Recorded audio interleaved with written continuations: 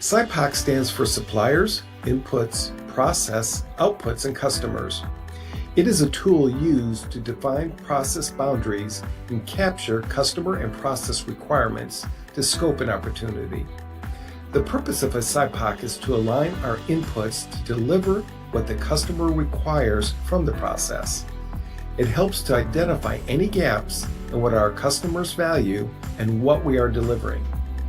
It can also identify if we are providing inputs that our customers don't value, which would be waste.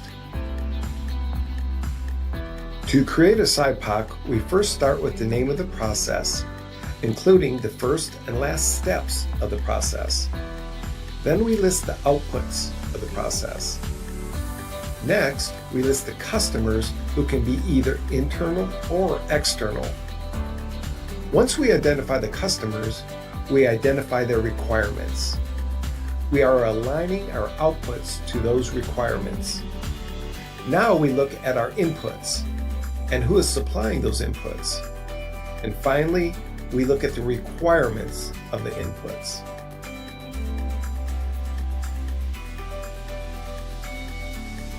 As a quick note of warning, when creating a Sipoc, you do not want to create it by yourself sitting at your desk. You want to go see the process and talk to the customers and suppliers. Don't assume. This is a time to question and challenge the requirements. Sometimes you may have requirements that have always been there, but when asked, what do they do with these requirements, or why do they need these requirements, it's realized that it may not be needed, or there is some other way to satisfy their need. Here is an example of a process to enter a customer order into the system. We would review this document and verify that we are delivering to our customer requirements, no more and no less. Do we see that all the requirements are being met?